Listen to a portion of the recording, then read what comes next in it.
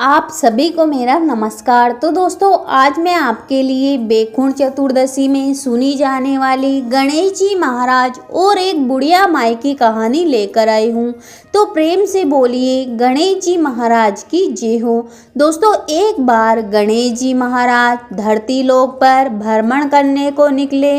धरती लोक पर पहुंचकर वह घूम घूम कर थक गए। उन्हें बहुत जोरों की भूख लग रही थी। कुछ भोजन प्राप्त करने की इच्छा से वे गांव में जाकर एक घर का दरवाजा खटखटाया। सेठानी ने दरवाजा खोलकर उनसे पूछा कि महाराज, आपको क्या चाहिए? इस भरी दोपहरी में क्यों नींद खराब करने आ गए? तब गणेश जी महाराज ने कहा कि हमें बहुत जोरों की भूख लगी है, कुछ भोजन चाहिए। सेठानी गुस्से से बोली, आपको अपने घर से साथ लेकर कुछ नाश्ता पानी लेकर चलना चाहिए था। यहाँ आकर मुझे क्यों परेशान कर रहे हो? यह कहकर वह पैर पटकती हुई अंदर चली गई। गणेश जी महाराज थोड़े गांव में आगे बढ़े। थोड़े दूर जाने पर उन्हें एक बुढ़िया माई मिली। जैसे ही उनकी दृष्टि गणेश जी महाराज पर पड़ी, उनसे हाथ जोड़कर कहा, आपके दर्शन पाकर मेरा जीवन तो धन्य हो गया, मैं आपकी क्या सेवा करूं? तब गणेश जी महाराज ने कहा कि हे बुढ़िया माई, हमें बहुत जोरों की भूख लगी है, क्या हमें भोजन मिलेगा? तब बुढ़िया माई बोली कि गणेश जी महाराज को भोजन कराने से बड़ा क्या कोई पुण्य हो सकता है? और वह लोटा लेकर बाहर जाने लगी। तब गणेश जी महाराज ने उससे पूछा कि बुढ़िया माई, तुम कहाँ जा रही हो? तब वह बोली कि मैं दूध, चावल और खांड लेने जा रही हूँ। तब गणेश जी महाराज ने उससे कहा कि पहले अपनी झोपड़ी में अंदर देख कर आओ। घर के अंदर आने पर बुढ़िया माई ने पाया कि उसका घर पूरे भंडार से भरा हुआ है। चारों तरफ अन्न धन का भंडार ही भंडार भरा हुआ है। उसने झटपट से खीर बनाई और गणेश जी महाराज को परोस दी। गणेश जी महाराज उसकी सेवा से बहुत प्रसन्न हुए और बुढ़िया माई ने कहा, हे भगवान, आपके खाने के बाद भी बहुत सारी खीर बच गई है, इसका क्या करूं? तब वो बोली कि मैं तो निसंतान अकेली रहती हूँ। मेरा एक ही बेटा है जो मुझे बहुत पहले ही छोड़कर चला गया है। मैं इतनी बूढ़ी हूँ, कितना खाऊंगी? तब गणेश जी महाराज ने उसे आंखें बंद करने को कहा। जब थोड़ी देर बाद गणेश जी महाराज के कहने पर बुढ़िया माई ने आंखें खोली तो उसका वहाँ पूरा परिवार सामने खड़ा था।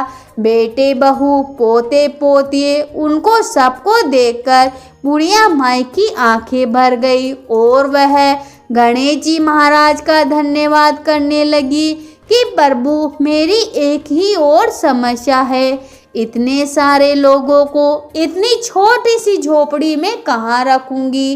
तब गणेश जी महाराज ने कहा कि बुढ़िया माई, तुम चिंता न करो। यह कहकर उन्होंने झोपड़ी को अपने पैरों से स्पर्श किया तो वहाँ एक महल खड़ा हो गया। बुढ़िया माई का चेहरा चमक उठा।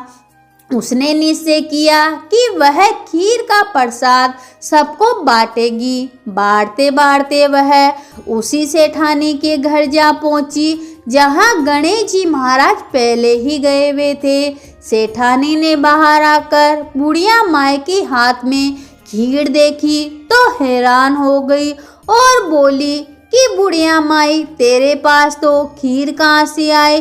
तूने जरूर कहीं से चुरा कर लाई होगी।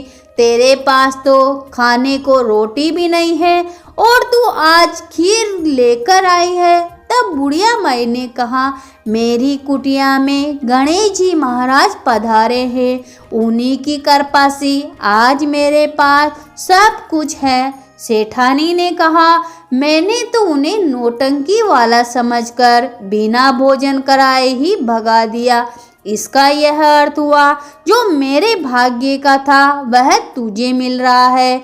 मेरे घर खाने को अन्न नहीं बचा है और तुझे जो मिला वह मेरे हिस्से का है। मैं जाती हूँ उनके पास और उनसे क्षमा मांग लेती हूँ। यह कहकर सेठानी घर से निकलकर धर्म गणेश जी महाराज को खोजने लगी। जब वह मिले तो वह उनके चरणों में गिर पड़ी। वह बोली कि हे गणेश जी महाराज, मुझे क्षमा कर दीजिए, मैंने आपको पहचाना नहीं, वरना बिना भोजन कराने मैं नहीं आपको जाने देती। मुझसे गलती हो गई, लेकिन आपने मेरे भाग्य का बुढ़िया माई को कैसे दे दिया? मेरे घर में तो कुछ भी नहीं बचा। तब गणेश जी महाराज ने कहा, मैंने किसी के भाग्य का फल दूसरे को नहीं दिया। तूने भोजन नहीं कराया, बिना ही हमें लौटा दिया और बुढ़िया माई ने बड़े प्रेम से खीर खिलाई। उसके प्रेम के कारण उसे धन महल और परिवार का सब कुछ सुख मिला। तेरे दुत्कार के कारण तेरा सब कुछ लूट गया। यह तेरे कर्मों का फल है जो तुझे मिला है। जो मनुष्य अपनी संपत्ति का उपयोग सिर्फ अपने स्वार्थ के लिए करता है, उसके घर में हमेशा दुख और अशांति रहती है। उसका धन कभी नहीं बढ़ता। जो धन है वह भी धीरे धीरे समाप्त हो जाता है। सेठानी पश्चाताप से बोली कि मेरा जीवन कैसे चलेगा? भविष्य में मैं ऐसा कभी नहीं करूँगी। मैं सबकी भलाई के लिए दान धर्म करूँगी, गरीबों को भोजन कराऊंगी। तब गणेश जी महाराज ने कहा कि काम तेरा रुकेगा नहीं, धन तेरा बढ़ेगा नहीं। यह कहकर गणेश जी महाराज अंतर्धान हो गए। हे गणेश जी महाराज, जैसा आप सेठानी पर टूटे ना टूटे वैसे किसी पर मत टूटना। जैसे आपने बुढ़िया माई को सब कुछ दिया वैसे सबको देना। कहानी सुनने वाले, हुकारा भरने वाले सभी की मनोकामना पूरी करना। तो प्रेम से बोलिए गणेश जी भगवान की जय हो।